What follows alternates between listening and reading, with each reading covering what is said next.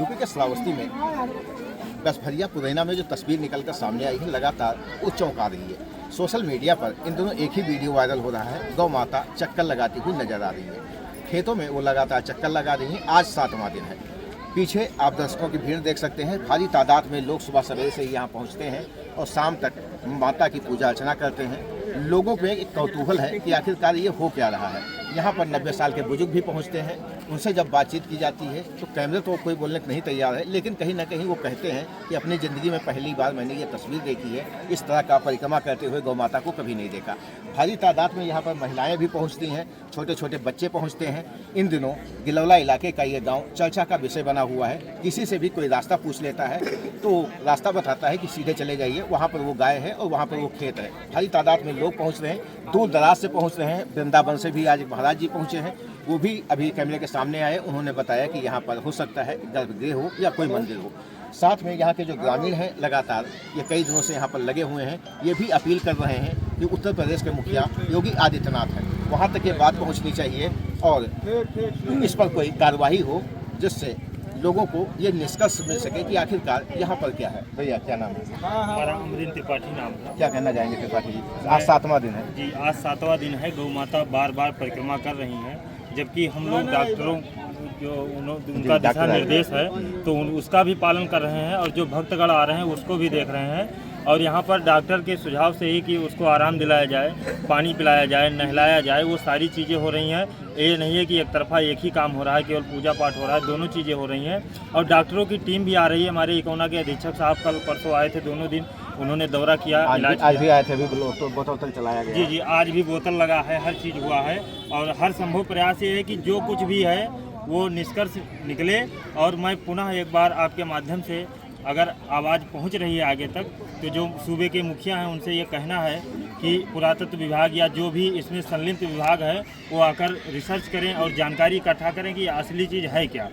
हम लोग भी 6-7 दिन से काफ़ी प्रयासरत हैं कि कोई निष्कर्ष पे पहुँचे। यहाँ पर जो भ्रामक तमाम लोग भ्रामक चीज़ें फैला रहे हैं कि ऐसा नहीं ऐसा है, तो ये जब कोई जांच होगी, ये जांच का विषय है, तो कोई निष्कर्ष में निकले कि यहाँ पर आखिर चीज़ असलियत है क्या। अच्छा भैया, भारी तादाद में यहाँ सुबह सवेरे से ही लोगों की आवाजाही शुरू हो जाती है, महिलाएं भी आती हैं। सुरक्षा को लेकर यहाँ पर कोई प्रतिनिधि नहीं दिख रहा है, न कोई सुरक्षा कर्मी है। ऐसे में आप लोग कैसे इस व्यवस्था को संभालते हैं? भारी तादाद में ये हमारे गांव का मान लीजिए बहुत बड़ी बात है कि हमारे गांव के जो लड़के हैं, जो साथी सहयोगी हैं, सब मिलकर मैनेज कर रहे हैं। यहाँ पर प्रशासन को भी ध्यान देना चाहिए कि जब लाखों की तादाद में पब्लिक आ रही है तो यहाँ पर जो 100 नंबर की गाड़ी है या और जो सिपाही लोग हैं उनको तैनात किया जाए। तमाम प्रकार की महिलाएं आती हैं, रात में आती हैं, दिन में आती हैं, तो उनके सुरक्षा के लेकर जो प्रशासन जिम्मेदार है उस पर अमल करे और 2-4 सिपाही या जो भी हर संभव मदद हो सके हम लोगों की करे। बाकी हम लोग जो बन पड़ता है वो करते हैं, सहयोग करते हैं। आने जाने के लिए पानी की व्यवस्था, रहने की भी जो व्यवस्था हो पा रही है, जल पानी की व्यवस्था भी यहाँ के महाराज जी करा रहे हैं, जो देख रेख कर रहे हैं। बाकी हमारे गांव के लड़के सब मिलकर, और सबसे बड़ी बात यह है कि हमारे यहाँ इतना भाईचारा है कि जो मुसलमान भाई भी हमारे हैं वो भी कंधे से कंधा मिलाकर जो है गौ माता की सेवा कर रहे हैं। और बराबर यहाँ पर जितना आप हिंदू बिरादरी देखेंगे उससे जो है 10-20% ज़्यादा ही मुस्लिम बिरादरी है, क्योंकि आसपास में मुस्लिम गाँव ज़्यादा। जैसा कि इनका साफ तौर पर कहना है कि भारी तादाद में लोगों की यहाँ आवाजाही हो रही है, उसमें महिलाएं भी होती हैं और सुबह से लेकर देर रात तक यहाँ पर आवाजाही चली रहती है। ऐसे में कहीं ना कहीं सुरक्षा को लेकर एक सवाल उठ रहा है कि आखिरकार सुरक्षाकर्मी कहाँ हैं, कोई समस्या हो जाए तो कौन जिम्मेदार होगा। लेकिन कहीं ना कहीं जैसा इन्होंने बताया कि इनके गाँव वाले लगातार सहयोग कर रहे हैं, जिसके चलते लोगों को राहत मिल रही है। लोगों की जो समस्याएँ हैं, अगर कोई भूखा है तो उन्हें खाने की व्यवस्था भी लोग करा रहे हैं, लेकिन ये अपने ग्रामीण स्तर तक ही कर सकते हैं, बाहर तक नहीं कर सकते हैं। दादा क्या नाम है? यहाँ नहीं रही। अरे कहाँ देखते हो? नाम रहा है मिर्ची। यहाँ पर एक गाय घूम रही है, क्या कहना चाहेंगे? क्या लगा है? आप तो बुजुर्ग हो, कैसा साल हो? 50 साल में कभी देखा था गाय घूमते? नहीं देखा। अचंभा है। हाँ, तो क्या लगा आपको? आप देखे, पूजा की, क्या लगा? उनके पाँव पकड़े तो गौ माता है। गौ माता वैसे पूजा जाता है। हाँ, वैसे पूजा जाता है। आप तो पूजे और चाहिए कि दैविक शक्ति तो है ही है वहाँ।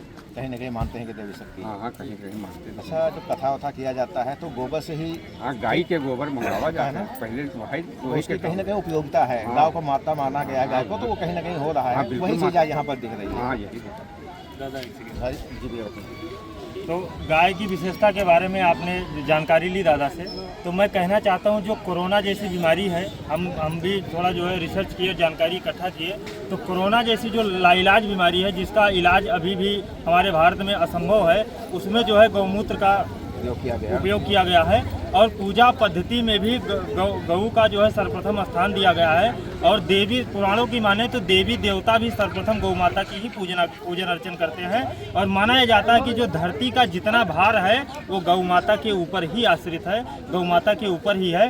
तो इस सब चीज़ों को ध्यान में रखकर मैं आपके माध्यम से ये अपील करना चाहता हूँ कि जल्द से जल्द प्रशासन और शासन दोनों लोग इस पर जो है अपना रिसर्च करें और जानकारी इकट्ठा करें और हर संभव ग्रामवासियों की मदद करें, क्योंकि बाहर से कोई मोतिहारी बिहार से आ रहा है, वृंदावन से आ रहा है, कोई गोवर्धन पर्वत से आ रहा है, पानीपत से फ़ोन हमारे पास आ रहे हैं, झारखंड रांची से आपके पास खुद ही तमाम प्रकार के फ़ोन आ रहे हैं और जो भी उसमें नंबर दिया गया है उस पर बार बार फ़ोन आ रहे हैं। तो हमारा जो है हाथ जोड़ कर निवेदन है कि इस पर संज्ञान ले और भगवाधारी की सरकार है तो एक बार जो है गौ माता को राष्ट्रमाता बनाने के विषय में भी आपको विचार करना चाहिए।